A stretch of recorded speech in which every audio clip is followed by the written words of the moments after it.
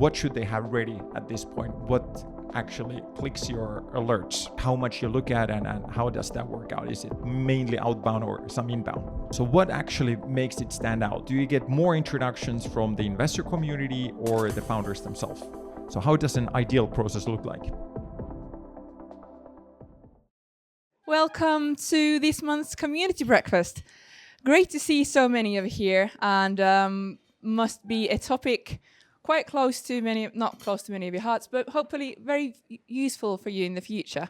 So we'll be hearing from three investors this morning. They'll be sharing their insights on how you guys can be spotted and seen in the investor deal flow.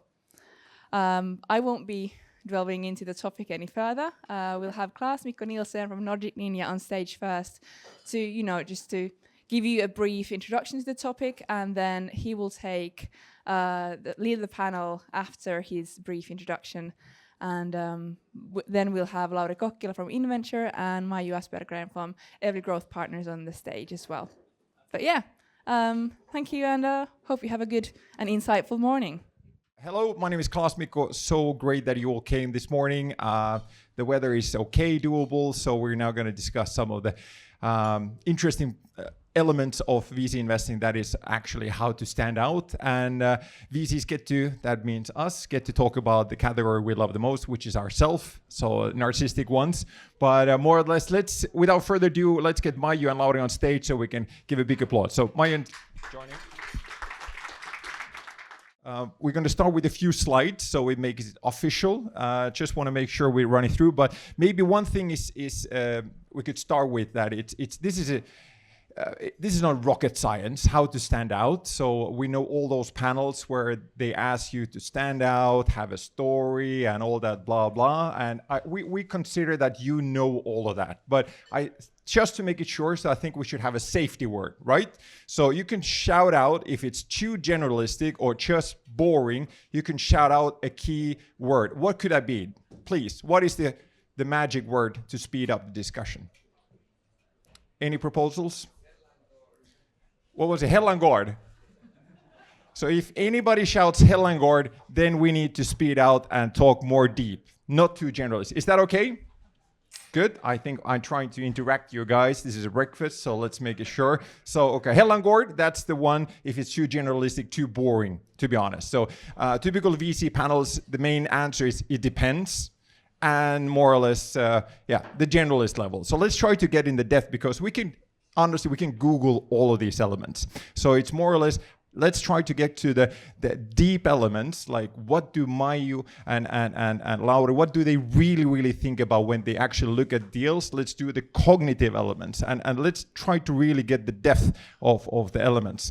You look a little scared now, but it's we're in the safe zone now. Exactly. But yeah, so the goal is to have an investor cry on stage. That's the goal for this session, like really reveal the depth, what's behind the decision power. Okay, are we okay? Wonderful. Sure. This is 20 years of living together with a psychotherapist, so that's my spouse, not my therapist. Good, but let's. So we have a fantastic screen here and behind. So we love that you're going to be able to see all the details, but we're going to run it through. So it's just general information. So here's a screenshot of my note. So the topics we're going to discuss is investor profiles. You need to know who you talk to still, just to stand out, right? So we go quickly through all the investor profiles. So angels versus VCs, investment stage, what are those? What kind of individuals, associate principal partners? Then we go into the element what investors are looking for, just to understand once more what is the reasoning behind. So the deal flow process, the secret evaluation criteria. So the secret evaluation criteria, that's the point where Lauri might get a tier or two. So let's see how well we do. Then the third element is the typical deal flow channels. What do we use? The secret is data. So please note that. And then what makes you stand out in the end. So that's the discussion points. Are we good? That's good. So quick introduction. So we have here now more. So Maiju, would you like to quickly introduce yourself? Absolutely. Happy to be here. So Maiju. From Evli Growth Partners, and I've been with Evli Growth Partners roughly 2 years for now, and before that I was in consulting and also in the startup world through Junction, leading the partnerships there. So a little bit of the entrepreneurial background, but also a little bit of the kind of analytical background. Yeah, happy to be here. Wonderful. And you've just been promoted from associate to on the next level, which says investment manager. So we're going to go through the hierarchy here soon, but congratulations. Lauri. Yeah, I'm mostly scared to be here with this introduction. Lauri, partner at Inventure. Been with Inventure now 8.5 years. Currently with 7 portfolio companies in the board, Swappy being the biggest one of them. And yeah, we're Nordic and Baltic, 150 million euro seed stage focused VCs with offices here in Helsinki and Stockholm. Wonderful introductions. Great. So we're just getting soon into the elements like what makes you click and really the reasoning behind those investments that we now been looking at. But so as promised, a few slides just to get you warmed up. So here's an example of the companies that we had. So just quick Google of the companies. We have a lot of lists. That's part of the game. There's a QR code here. I think you have to have the latest iPhone to be able to zoom in, to be able to get that open, but I guess we can share that later on. So give it a try. If somebody from the back row is able to open up the link, that's, just shout out. That would be interesting to know. But we have Inventure, NordicNinja, so more or less Inventure, Series A, seed, more or less, even up to C, so ticket size 1 to 5 million. We have Evli Growth, Series B mainly, 5 to 10 million. We have NordicNinja, Series A. So what does that though really mean? Well, let's dig into that category. So before we go in, so we have to take category of the angels versus VCs. My background as well, being part of NordicNinja, 10 plus years in the startup bubble, was part of building FIBA, which is also located here. So angel investing, that's something I'm really happy about. And the most fun part. So investing their own money, own time, and more or less expertise into you. Then we have the other side, the VCs, which we today represent. So investing other people's money, more or less, it's more our job. We have to get rid of that money. So it's quite a different angle. So somebody who might want to invest their own money, and then somebody who actually needs to invest other people's money. That's to classify and simplify. But there's a lot of article. So business.com, quite a interesting. So the website there, it covers a lot about it, but easy Google. You don't have to go in the details. I'm sure you cover that area.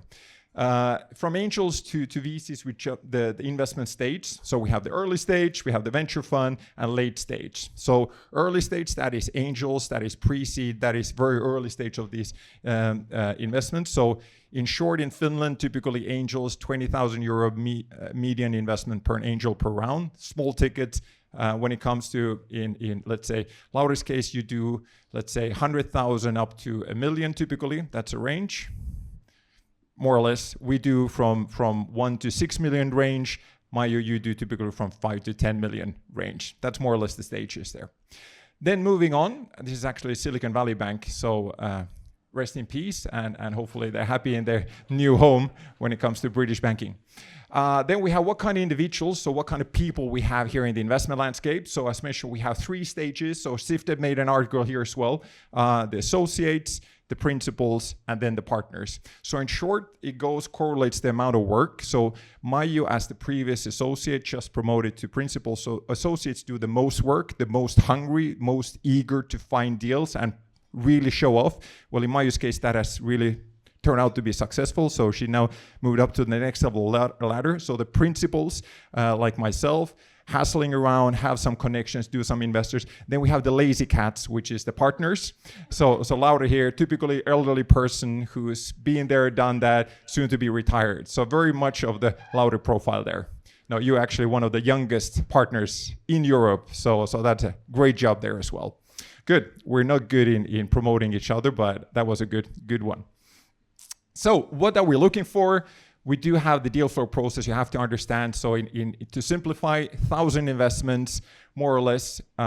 Here's numbers that you might not see, but you can check it out later on. But we have, so an example of real data, 3,000 deals evaluated. Typically those screened are 20%. The partners, Lauri and the teams, they actually make the final decision. So out of those deals screened, it's half. So actually who makes it into the process of due diligence, so really evaluating and then deploying the investment, so 1%. So the classic number is about 1% of those cases evaluated gets an investment. So it's quite a brutal math, but unfortunately that's just so much capital available, just so much time. So keep that in mind. And the whole purpose of this morning is, of course, how to optimize and be part of that 1%. Then comes the secret evaluation criteria. We're going to jump over the standard, and that's going to be something we discuss, like what is actually the elements, but the key elements of criteria. So yes, we don't do just 2x multiplies or something. We need 100x multiply, just because the VC investment is math where you have to make enough exit of typically 1 or 2 companies to cover the whole fund structure. There's a lot of stuff. Please Google. Here's one, which is called the secret evaluation criteria, which goes into topics including like not moving the needle, so your company is not going to scale enough. Typically, the investment on angel level is that they invest in 2 things, which is team and scalability. Then later on in the investment phase, it gets more boring, and the correlation is between financials and scalability. So you have to understand what stage you are in the investment landscape. So typically, does it move the needle for the investor? Is it worth it? Is there a 100x multiple promised as an X-Men part? Internal standing, so more or less that means, do I have the trust of my teammates? Like, is it worthy of you doing introduction to me? Is there actually going to be me enough being able to pitch it internally? So you have pitching to one person, but that person needs to pitch it to the whole team. Founder-related biases. This is something we're going to discuss, what actually relates to that person relationship. Everybody talks about the investors like team. Well, it's all about the team in the end, but what actually goes around being as a promising case, what goes around the actual team and you as a founder relationship. But there's plenty of stuff here in the small elements that goes into the deep depth, and that's something we're going to more or less discuss, and we can leave this open later on. But a few more points. So the sources, in short, 30%, which is the maximum where typically deal flow comes from. This is from colleagues, former colleagues, and work acquaintances. So it is trust-based. So somebody who we worked with previously, unfortunately, 30% VCs taking contact. So it's more or less the outbound. So how we actually reach out, that's based on the data found available, what is actually kicking, what is the FOMO in the sense. 20% other investors, we do recommend deals to each other. Then 10% cold outreach from startups. If you ask a VC, for example, how many cold investments they've done based on email, you won't get too many. It is a slightly challenging element, so we can get into that data as well. From NordicNinja, we have not done any investment from cold email, unfortunately, yet. But it's something, because we do such a limited amount of investment, we need some kind of a trust correlation from a reference, for example. And the best one, the existing portfolio companies as well. So the current leaks. So it all comes for you as a team and a personality to build a brand, but of course, what kind of network and who can recommend you. And ensure the typical deal flow channels. The short here is it's more data. You will see more or less what is your digital footprint. There will be there's an interesting how to understand the VC landscape. So this is the data-driven VC. Numbers can be found in the QR there. Maria can share that later on. And what not to forget is the data platforms. The platforms more or less are now an automatic. We typically check right away if you're a bit later. So if you're Series A+, then it's a must to have a good profile on a digital footprint. Crunchbase, which is the start of Wikipedia, make sure that you update and make sure that you have your one-liners and stuff in order. It's very simple. It actually affects the global investors, so they do check it out. So if you don't have a Crunchbase profile yet as a company, despite being early, that's maybe something for you to consider. Right, and what makes you stand out? So this is probably the last one. We can leave it on, but the generalist elements here. So if you just Google LinkedIn, what are the most effective ways to stand out in the crowded field of venture capital? So the number one, build your personal brand. Duh. Second one, develop your unique value proposition. Duh. Expand your network and relationship, learn from the best, deliver results and impact, seek feedback and improvement. Here's what else to consider. So this is generated by AI and then the community on LinkedIn. So it's actually, there's nobody behind it. It's just the AI gathering that information. So I think this is a good element from this generalist element to actually discuss the topic in depth. So was that okay at this point? Are we okay with this stage? That's a thumbs up. Great. So now let's really get into the discussion points. So maybe general comments, you get to comment on this feedback to start with. So Maiju, you now been with Evli for a while. EGP is the largest venture capital fund in Finland in the sense of stage. You do B round. So how do you reflect on this? I think, do you mean this or the entire presentation? Let's do the entire presentation. I think I agree with very many points there. And as you mentioned, there are like your approach should definitely change depending of the stage of the investor. So you have, for example, the early stage investors are way more relationship build and you were really searching the people from the ground, versus for the later stage investors we're way more data driven and we have, I would say, more also there are more numbers to look at in the companies. You know, if you are like 5-year-old company, you already have quite a lot of numbers to look for and search for, versus if you were just, you know, building a pre-seed company, then it's a very different game to kind of for investor to try to find the people. But yeah, definitely agree with many of the points there. Would we say that you have the easiest job of the VC because you do the later stage? You have the most data, you have the most information. Do you have an easy task doing investments? I would say that it's for us, it's easier to find the companies, but it is a challenging task for us to try to, you know, to ask the companies like, can we invest? Because that's you know, if that's our job to try to, you know, make you marry us. So yeah, we have a relatively good exposure to data, but then the challenge for us is to try to negotiate and really get the best companies to join our portfolio. So you have all those millions and you have to go and ask the entrepreneurs, take our money, right? Yes. What an irony. Okay, that's great. So that's it. So Lauri, you do, let's say from this category, the earliest stage of investment. So first, any reflections on the previous slides? Yeah, probably many, but I think the main one is that, of course, the earlier we do, it's a bit different way we look at deals. We don't look at Crunchbase or Dealroom or these kind of data points. For us, it becomes all the alternative sources. We've used a lot of online tools to crawl even individual people of when they start building something on GitHub, or they change their Twitter profile, or in LinkedIn they change their status, and we use a lot of that data to pick on who could be the next potential entrepreneurs. And then we start to track those as they progress, what kind of teams they form, etc. So we could be tracking many of you as individuals, but although we haven't never even spoken that about. And then when we feel like, hey, there's a good density of talent in this team, then that's the point that we might be reaching out to that particular team. And the same way we work with our network is that we really try to find the individuals in individual cities or individual industries that we feel that understand the best what's moving in that network, and therefore interact with them closely, what we call kind of spiders in the web. And that's where we get a lot of our kind of trusted deal flow.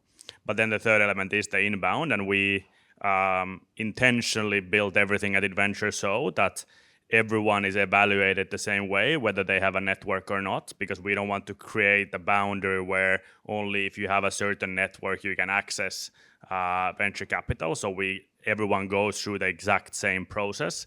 So therefore there's no difference whether that source of deal flow is different to us. But the sad fact, of course, is that majority of the deals don't come to us. We looked at 2,450 companies last year. Around 1,500 comes directly to us. And out of those, we did maybe one, I would say. So your likelihood is better actually in their other batch. That's probably a bias that we also have, I would say, as a team. But that's what we try to do, that everyone goes through the same process, and that's what we try to improve all the time, that we wouldn't have those biases based on the network. So as you mentioned, the simplified correlations. So you invest in the team and scalability, and Maiju maybe more in the financials and scalability. But also the team is super important in the But market at that as point, well. you already Yeah. assume the team is there, and you assume the product and so good. So, but that's actually so for majority here, most likely in the very early stage of the company. So just like you mentioned that. You don't look at the platforms, Lauri, in your case, in the same way. So you mentioned the LinkedIn and these. So what? Just give the ideal package of information and walk through the early stage companies here. What should they have ready at this point? What actually clicks your alerts? So if we haven't met the company, then the things that are exciting is, of course, the kind of team profile. Who they have in the core team, what's their background. For instance, if you're building something in AI, and it's a very different LinkedIn profile if you're 3 business students that started their first company versus, hey, I've been at Meta for 8 years and then I started a business. Naturally, those individuals we're drawn into, and that's what we look for. So definitely team background, and how you as an entrepreneur can ensure that you would have that high talent density is the people that you hire. Very often we look at like, what were the first hires that this team did? Are they able to attract high quality talent? Because that often tells you if that talent density continues as the teams scale up. And the second thing, what is often interesting is that if the company has managed to build kind of a community or excitement around their product or idea. For instance, I think one that's doing it fantastically a bit later stage, but they're sit here in Mare, is Hamina Wireless. They post a lot of things on LinkedIn about their product, and you can see that the comment feed is filled with their customers asking for demos, asking for reach outs, etc. I'm sure they do that for their customers, but it's a very good way to build FOMO around the investors as well. As they're connected with their investors on LinkedIn, their feed keeps feeding with Hamina Wireless every single week, coming with a new feature and new customers being excited about the product. So building that kind of authentic excitement of what you're doing around the community. And of course, before you can get there, you have to have a product and a product market fit with your existing customers. But even very early on, you can do that at Finch 3D, where I'm the board. They, without ever releasing the product, they just released snippets of videos of their product, and they got a wait list of more than 10,000 people. And that was one of the main reasons that we invested, is that we saw that there was an influx of people coming in, although there was no product around them. So they managed to create that interest around the business. So don't be too stuck on building the product, but building that engagement also helps with investors. Very good. So it sounds like you mentioned 2,400 a yearly deal flow that you review, and was 1,000 more or less was inbound. So they around reached that, out to you. So a bit more. You reach out more to companies, or 50-50 plus minus. Around 50-50, I would say. Yeah. Exactly. And the key elements there, as you mentioned, there is the individuals. You don't maybe have the same financials as you do very early stage before there is revenue and similarities. So this kind of making out that the communication and trust building comes down to trust in the end. Like do you actually feel that this individual team is able to execute on whatever that promise or aim is? Okay, very good. Exactly. So maybe just to compare, so being in the other end of later stage, so just the deal flow amount, just give the audience a bit of a perspective, how much you look at and how does that work out? Is it mainly outbound or some inbound?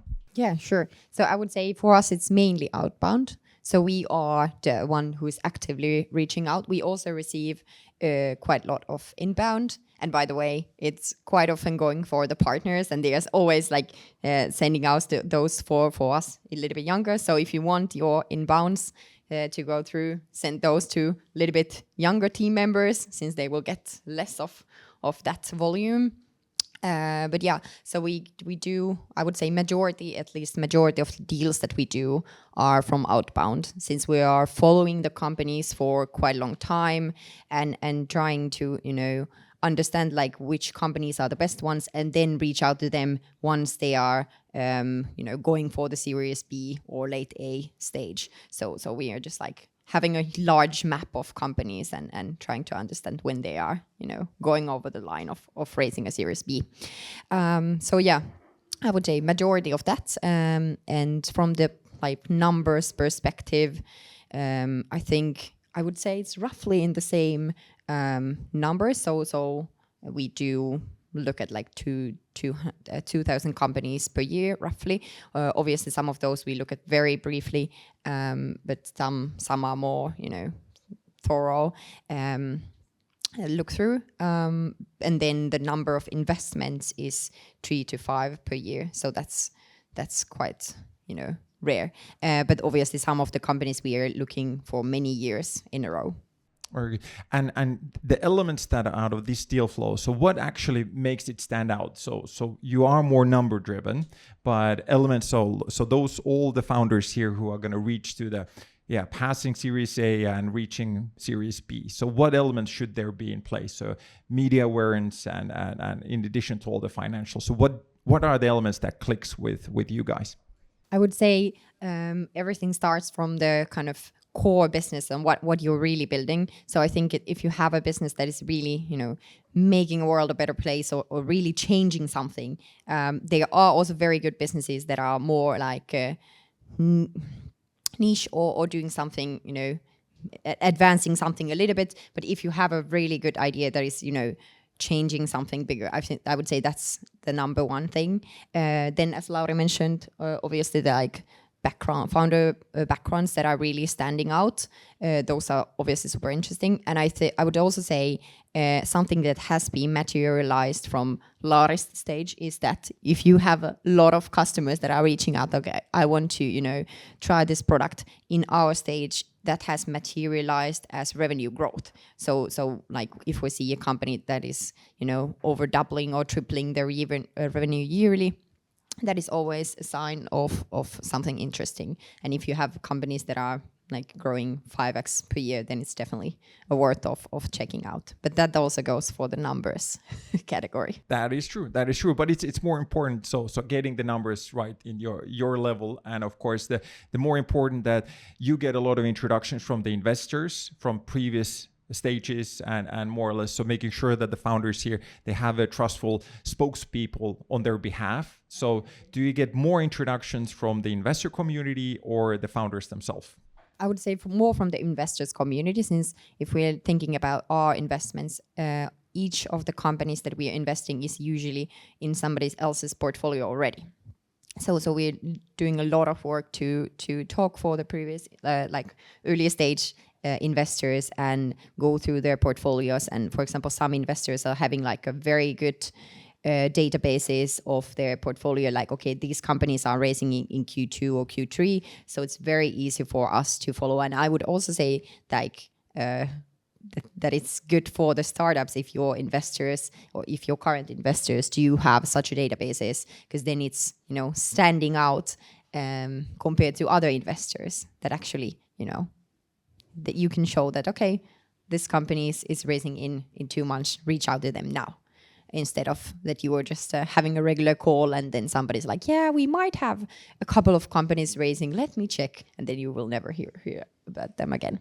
That's good. Okay, so for the founders as well as a takeaway, of course, the representatives, the investors and those trusted ones, having those in order and more or less the shared database, the data room itself. Maybe from NordicNinja itself, or you had a comment on that? No, I have one more thing I would love to add is also that, once you are making, you publish around, that is also a very good place where you can, be loud about yourself, since you will make it to the different newsletters. For example, there is a Nordic Notes, which is run by Inventures, Theodora and Josephine as well. And then there are like other different these type of newsletters where you really want to, you want your name there, since a lot of investors are going through those and that's a good way you will also end up into their pipeline. So also media coverage is good. Very good. And so maybe NordicNinja being in between of Inventure in the sense, so we do use the platforms and we look at about it depending on the year, but 2,000 to 3,000 deals as well, and evaluating. And typically we do about on a yearly basis 5 investments plus minus. So it is for Series A and these 2 to 5 million euro tickets. It varies a lot. I would say majority of that is still like VC industry is still it's email and Excel, unfortunately. So we're still getting into that data-driven part. So we are building our own data-driven platform. I think we all have our more or less like the data intellectuality. But so those, it is extremely interesting. Like majority of those introductions we get, we try to reply to everything. And when it comes to entrepreneur directly, so we give some tips of who to link up with and who to potentially go and talk with. So that we try to be recommended. I'm not sure if it's a good thing or not. Please go and talk with that one, but especially if it comes to the stage wise.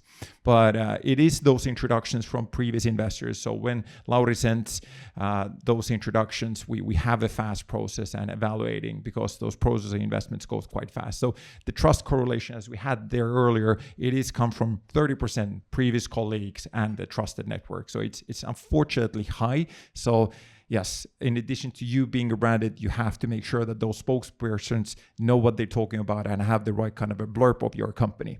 So of course, so it's a trust business. It's any stage of us. It's a highly risk investment. We try to decrease the risk by whatever we can, and more or less the trust element is there.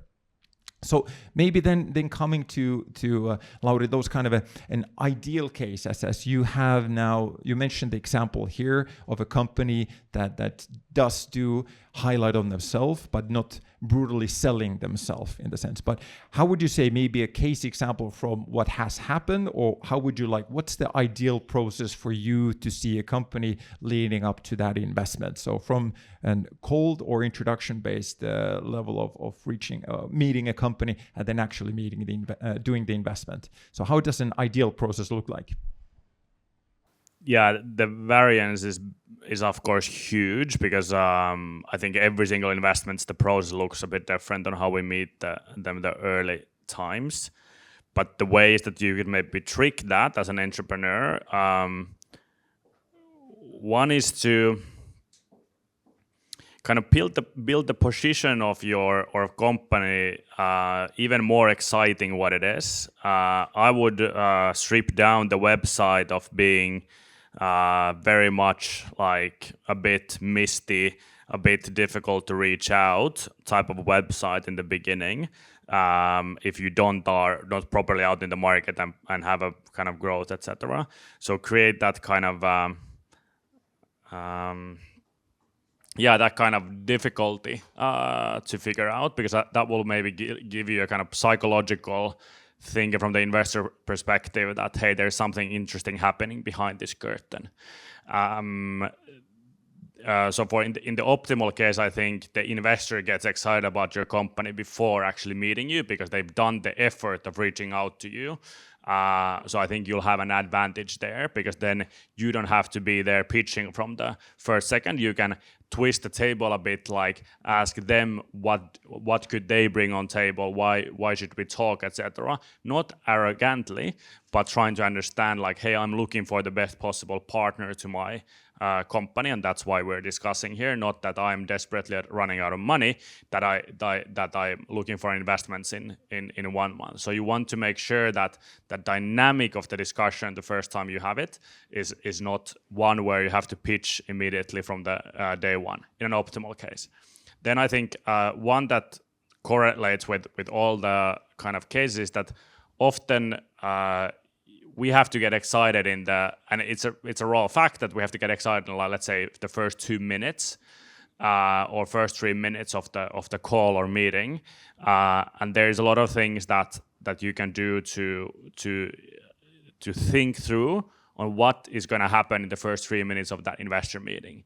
You want to be self-confident, at the same time kind of humble and not seem arrogant. that's the type of investor type, our personal type that we're often driven to, and also show the drive and energy you have towards solving this problem, not to get money, but to actually solve and show that you passionately care about what you're building. And then I would say the last element is kind of the smartness or the sharpness, that you know the numbers, you know the market you're talking about, prep yourself so that you actually know what you're talking about. And it goes back to you knowing the market and you discuss with the customers, because then you can really impress someone in the short 3 minutes. And that 3 minutes can happen while chatting over coffee, it can happen in an event, it can happen in a call, but often that you see that kind of drive in the first 3 minutes, that your story is so solid, and you as an individual can make an impression. I think that's one kind of key moment to focus on. Then of all the companies that we get excited in the 2 minutes we want to invest, majority of them will still not be investing, but without getting that first excitement, I think it might be very difficult to overcome that later on. So I would focus on that first minutes part. Very good. So it sounds like strengthening exactly that correlation of the team and scalability, because scalability and having the market understanding. Yeah, so for us, one that's even bigger that I would highlight is the market opportunity, that you can give a narrative, a story, why this is a massive opportunity. We have a 150 million euro fund, which means that we need to return 500 million to our investors in 10 years. You don't return 500 million by building some kind of small company. We need to build a portfolio of massive businesses. So if you don't have that narrative on how can I actually reach in hundreds of millions in revenue, we're not going to be interested.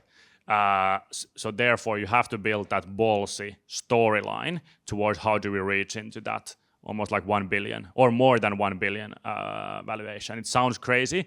Not all the businesses will ever get there. I'm not expecting that, but that's what we're looking for. We're going to only invest in the case we believe that's actually a possibility. Very good. And it is a guesstimate in the sense, but being brave enough of having those numbers, and once again, do quick Google again about the VC and just always, in any case, know your audience, like what are they actually interested about? And in our case, it is unfortunately that multiple of certain X and trying to make an exit, as the investment goal is to make an exit at some point.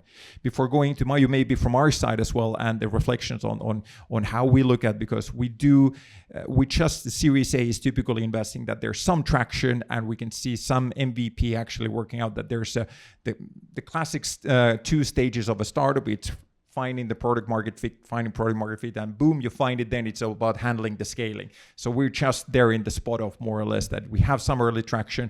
You are there helping out finding that product market fit, and then from our side having some kind of attraction and the signals there. That is more or less the essence. That's why we do look at the platforms. We do look at the previous investors, and for those who are making that first step, have courage to be simplified. Like the first reach out, don't do the mass blurb, because it's once again it's psychology more or less and the trust building. So consider, rather than you just want to educate that person with everything you got, it's take the angle that you actually, how do I start by building trust to these individuals? There's huge amount of investors, and we have a list there as well available. But pick some of those favorites and try to make those champion in some sense. My personal first, let's say if we still do the emails, it is that one-liner actually describing what they do, and then the 2-3 bullet points of some key elements, maybe the financials or some tractions. So be brave and be simple. That is, at least that helps out a lot, because I will always try to respond to that. It takes me much longer to respond to 3 A4s of paper in the sense. So it is more or less, how do you build it? It takes a little bit of time. So basic stuff. And I would also add on top of that make sure that you know what the investor is really looking for, since there are multiple, as we gone through in the beginning, there are multiple, first off stage wise, but then you might have some restrictions in terms of the geographical scope or in terms of the industry. Some do like only B2B SaaS, and some are more like deep tech investors. Some are looking at the certain ownership percentage. So there are quite many different limitations that the VCs might have. So it's good for you, and it's a good like you're working with limited number of hours in a day, so you definitely need to make sure that you are reaching out to the right people and you're talking to the right people. So make sure that the VCs that you're talking are the right ones. Just for the sake of the panel, I'll disagree a bit, because I think you can reach to as many investors, and that's their job then to say that you are not in my stage or you're not in my focus, and then just leave that investor alone. You will never come back to that. But I think what Claes Mikko highlighted is that short email. We get so many inbounds that where there's a half novel written to me, and if I see that half novel in that first email, I'm already very, very less excited, because those novels typically come from South Africa, US, Canada, that we have no at all interest, but someone has somewhere found my email. So then they are basically sending it to everywhere globally, that long email. So keep it short, keep it human. I think you'll create that trust element of getting to that first meeting a lot quicker.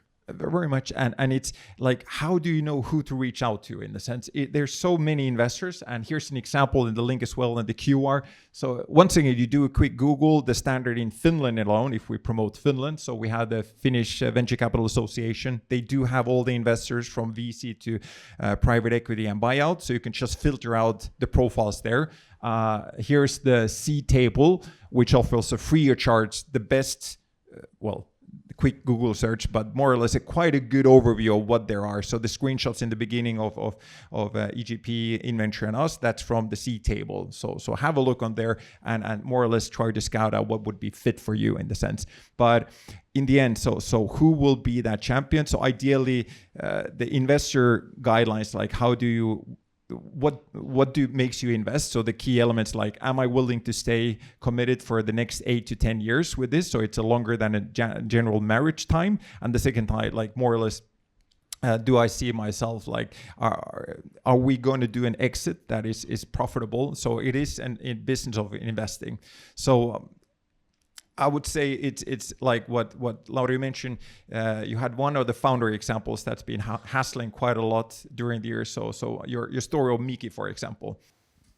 Yeah, I think it's a good anecdote that I think many believe. Well, if you look at the statistics Claes Mikko showed, it's less than 1% of the companies we invest in.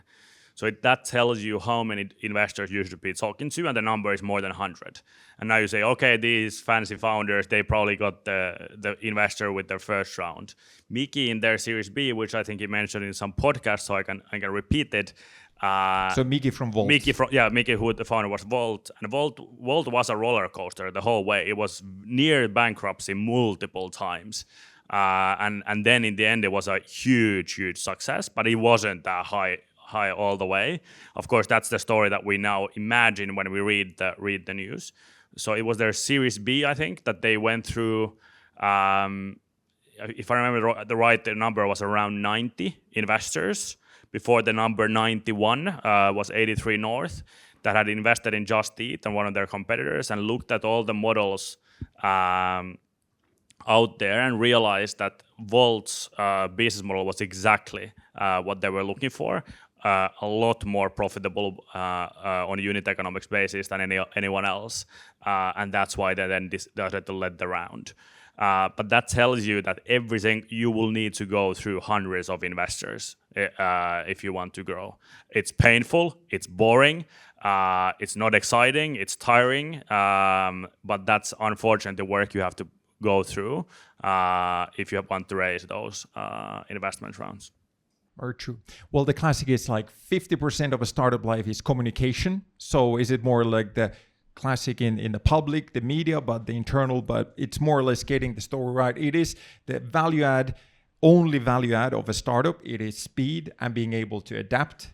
Otherwise, the corporates will take over. They're just slow, and they will more or less, that's when the market will come up. But so you are the ones with the speediness and being able to fit into whatever that demand is and possibility. So we will try more or less to be fit and serving you. And we are for you guys. So we are more or less trying our best to be as less shitty processes and being stuck with emails. So we're sorry if that's more or less the issue, but we're trying to be better. But yes, as Lauri mentioned, so give it a go. There's just 30 investor institutions in Finland in general. So if you want to start easy, just go through those, and all the investors will say, like, start early with the networking. Well, it is a relationship game, but don't start with the 3 A4s. So start with the short blurb and just say hi. It's our job to be friendly, more or less. Any comments? No, and I think it's good for all of you to use your, like, if you already have early stage investors, definitely use those. Or if you don't have, then you can reach out to like different like accelerator programs. We have a Kiowas and Antler just recently came also to Finland, so you can reach out to them and also get like a traction and get build your investor contacts through those networks as well, if it feels easier way as well. Very good. Thank you so much. I think we're all good. Nobody shouted the magic word, so I think a humble audience, or then we actually had some speedy value add. So thank you so much from our side. So do we have some questions, or do we wrap it up? We have some time for questions. So if anyone from the audience has anything you want to ask the fantastic panelists here, please raise up your hand and I'll come over with a microphone. That's the most scary thing you can ask an audience in Finland, but yes. But we already have Bravely. 2 people. Yes, exactly. Thank you. So, when it comes to selecting deals and startups to invest in, what are the key metrics you look for and that shed light to a real situation of a startup, and that most startups miss or don't include in their pitches? Very good. So key metrics and what to include. So maybe I'll start, if that's okay. We look at ideally 1 million euros in revenue, more or less, plus minus. It can be 0, it can be more, but some kind of traction and proof that you actually done. The stage is that you have some customers in the pipeline, so we have proof that your service or product works to some extent. Once again, it depends, but more or less, we would love to see some stages. Maiju? Yes. So for us, the revenue would be roughly 5 million euros, preferably up, and year-over-year growth of revenue roughly 100%. Obviously, depends about your profitability stage, and yeah, I think those are the main. Also, many other LTV CAC, preferably up 3x, but yeah, many others as well. Yeah, the main elements for us is probably the main element is team. That's the main thing that we look at. Then the second is the market size. If that's big enough, the opportunity is realistically big enough. Then how do we scale this business? Do we need to build a factory, or can this be scaled very lightly? We look at product market fit, which is very important. And depending on the business, product market fit will be looked at very different metrics. For some, we can look at weekly active users, daily active users. For some, it's that one customer reference that we can get. So that varies a lot. And yeah, then we of course look at the deal. I mean, especially in these markets, there's been a lot of valuations that have been out of this world, in our opinion.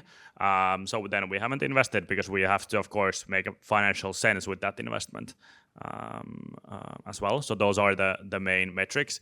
I think you as an entrepreneur should understand what's the key metrics for your business. You should know what drives the value of your business. And that's what you should educate your investors, that they look at the same metric. Because otherwise they will only look at revenue, but most likely you will have some other indicator that will be a lot better indicator of how well this business goes. And understanding what that metric is key, because often you have very low revenue, so I have to prove it with something else. It could be the number of waitlists, it could be number of weekly active users, it could be number of patents, it could be number of PhDs you hired, whatever, but you have to know that this is how we create value in this segment I'm in. What was it with Swappy? Swappy, the second slide, which there's been 2 companies that I've ever met, that second slide was revenue and the growth of top line revenue. Like, it was staggering to see that. They were at 8 million revenue, which in their businesses was kind of smallish, but just how they managed to execute the business. And then in the first meeting also the data-driven, that whatever question I asked, they pulled up a live dashboard of their business and showed the live result of that KPI. and knew by heart the key metrics of the whole business. And that's rarely what you see in that kind of, and that business is an execution game. So that's why we emphasize a lot on that execution or way of executing. I definitely agree with that, since then it's also a way more comfortable for the investor to be able to, give the money, and the entrepreneur can show that, okay, by these drivers, if I'm investing 5 million into, marketing or this channel or whatever, then it will, materialize as a revenue if you have a repetition and a repeatability in that. Thank you. Good stuff. Thanks for the question. Hello, hi.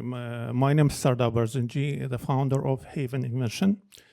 And we have a very interesting or motivating invention that we are working is about saving lives through a solution protecting people's life against natural disasters like earthquake and like that.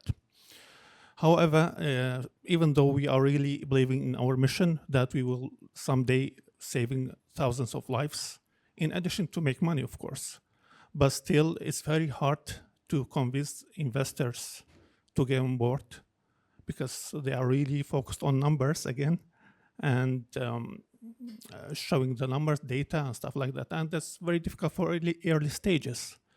And we don't know really what to do. Yeah. Thank you. So any advice, please? Yeah, I've of course seen your deck, so know the business. I think that's exactly what I talked about, the scalability. The sad reality is, and I hope the world would be different, that these kind of innovations where you have to produce something within volume is very difficult to finance.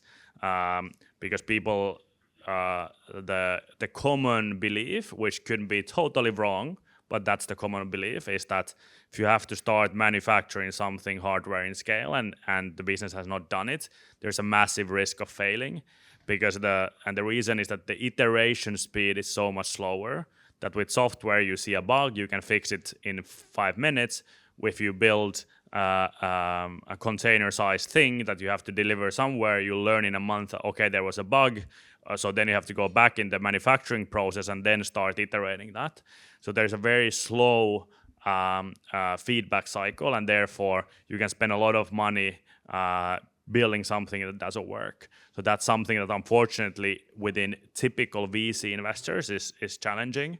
There are family offices, individuals that luckily don't have that restriction. So I would focus on that kind of investment scope and not venture capital investors at all.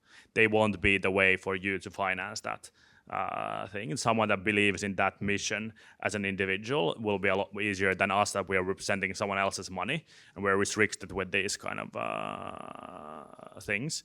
Yeah. Especially with if you have a physical production, and I'm not familiar with the company, so commenting from that way, but if you have physical products, then for example taking debt funding could be a valuable alternative as well. Very good. And of course, this is wrong. We do investments quite a lot. We love sustainability and digital society, like the correlation there. But we see a huge amount of like saving the world. The tech hippie in me, I love to make the world a better place, but still you need to narrow down the classic narrative in the sense. So for that messaging again, like getting the one-liner in place, like making the world a better place, but what actually it's behind it. So we see still quite a lot of pitch decks and presentations where it's very generalist level, like the world is burning and that's a problem area and then our solution. So please, let's assume the investors, once again, know your audience. They're quite familiar with some of the problem areas. So just go deep and you actually have a solution that has enough market that we can see growth enough that is an exit. That's the whole point of the investor. But yeah, so the one-liner with the narrative of uniqueness and traction, that is more or less, and yeah, the momentum there to win. But it's going to be interesting hearing more about your company later on as well. We have a... Yeah, so Harry Santamal, I'm currently in the pre-stealth phase. I guess that's a term I just invented. But more interesting, so building a deep tech company again, and quite interested in sort of how does all of this work with when you're talking about the symbiosis with the angels. So, I would want to build the first round in a way that my angels would be doing the marketing and I don't have to have those 500 calls if I can avoid it. So how do you guys collaborate with the angels, or like what are the characteristics we should look in when bringing in some angel investors to make sure they do part of that work and there has to be some kind of trust? Or how does that side of the pool work? Can I start? Yeah. So on angel investing, Finland has a good position in the sense we have quite a transparent angel landscape in the sense we have the fee band doing good mapping there and listing out good individuals. The element here is like anybody can profile themselves as angels. They're small tickets, so you can have the profile as a burden. So it's very important that you do a due diligence of all of your investor prospects. So from angels to VCs, what is fit and do you feel comfortable spending the 10 plus minus years with that person or group? So that's first of all. Another element just to remember is your cap table. So please don't give out too much of your equity. Like in Lauri's stage, it is more or less like the classic 20-20-20. So it's never give more than 20% of your equity per investment round. It can be less, it can be of course more, but more or less have that in mind as well. But when it comes to actually picking up angels or early stage investors that can be helpful, well, it is angels, once again, it's their own money, it's individual based. You will need to more or less find a perfect match. They will not do the work on your behalf because they're not getting paid. So it is not to expect that the investors will be your employees in the sense, but if you more or less feed them, that's why the investor asks for a monthly report. They ask for more or less some kind of updated data room that they can actually easily grasp so they can share that with their community. And once again, like selling, that is slightly, it's hard, not that attractive. But then again, like Lauri mentioned in the beginning, building up a FOMO of telling how actually something is happening or something is great, that is more or less building the FOMO element. So you can actually educate and ask your angels to speak more or less, share those classic linking elements or something that will support that kind of interest. Our job is to have those signals and track those early stage investors and then more or less ask them for an introduction.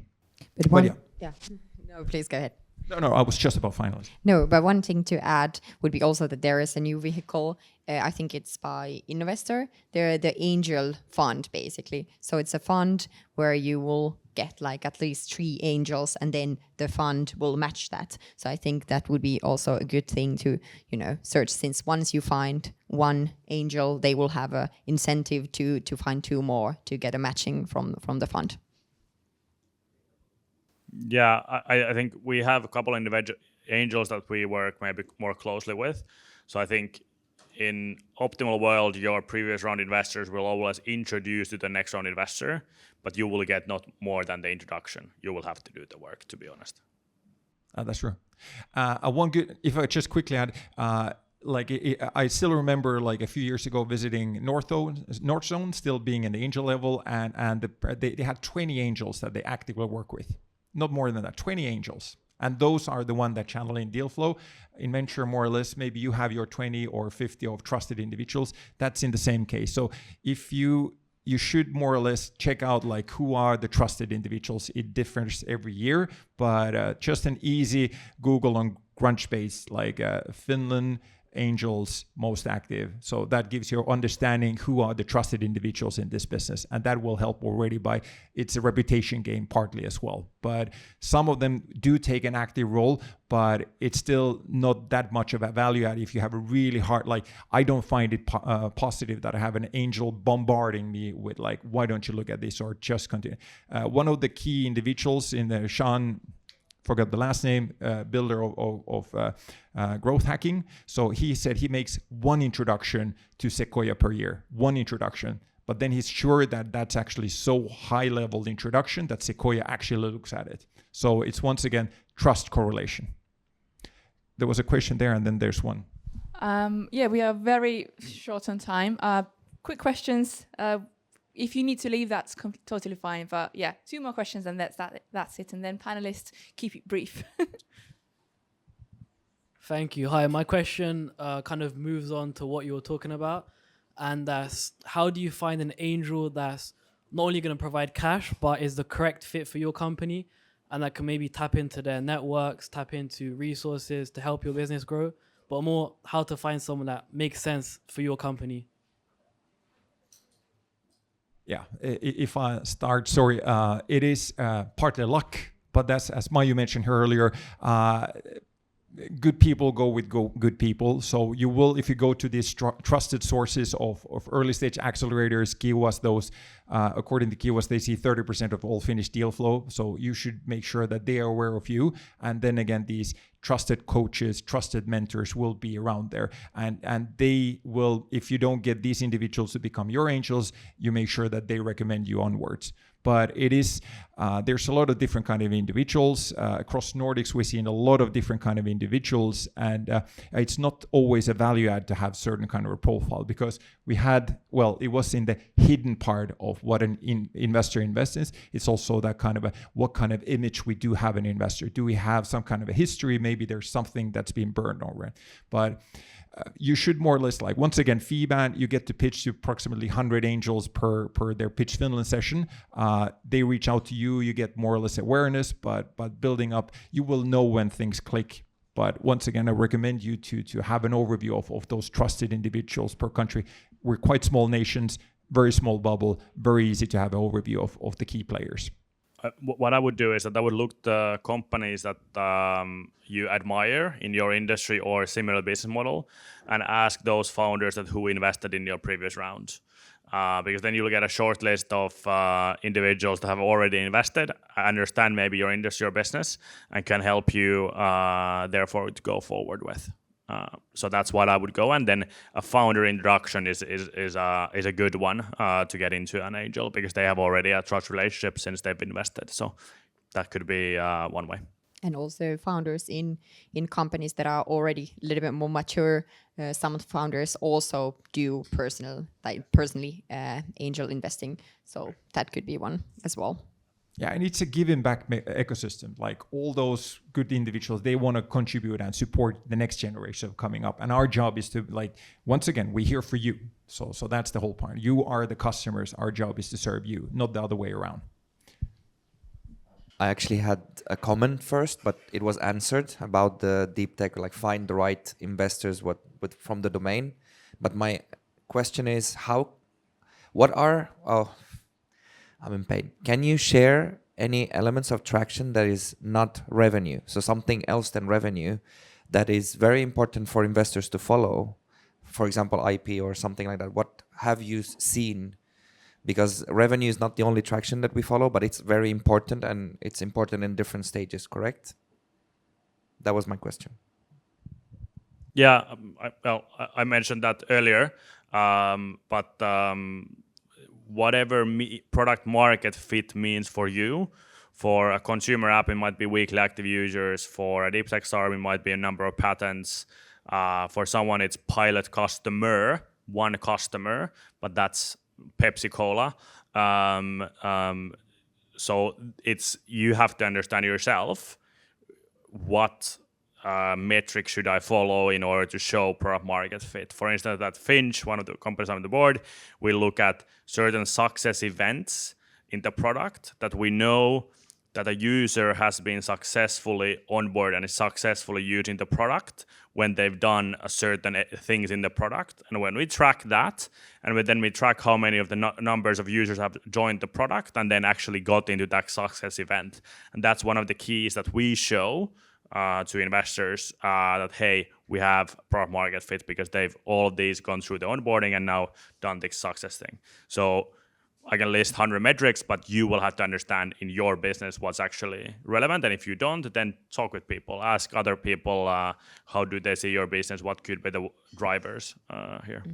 Another thing I would add is that your current customers are a very good indicator. So are they churning? Are they increasing? Buying more? Are they giving us suggestions for their circles that, okay, please join this service or buy this, or become a customer. They are very good indicator if your product or service is working or not. Yeah, and whatever correlates with that trust element. So individual reference, whatever signal there is. So we would love to see the numbers, but it's like having a revenue number doesn't still tell. Maybe you already reached the absolute maximum of that category, or there's some element there that is not fit. So whatever that is, could be in many ways that actually gets us started with the discussion. So many of the investments are done just on the idea base still as well. We have several examples also in Finland. So yeah, there are different kind of trust elements. Typically those who get those investments without having anything, those are the one who already done it. So once again, the trust is there that we assume that things are going to go as planned. So that's why the love to serial entrepreneurs is massive, because you get to cut so many of the hiccups. But yeah, good question. Wonderful. Looks like we are looking forward to 101 mingles. So maybe just a quick poll here. How many are founders with the company already here? Hands up. That's great. Any investors in the audience? Hands up.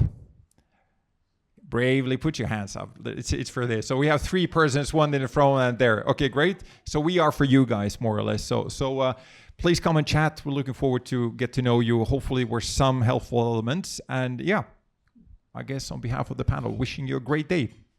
Thanks. Thank you. Thanks.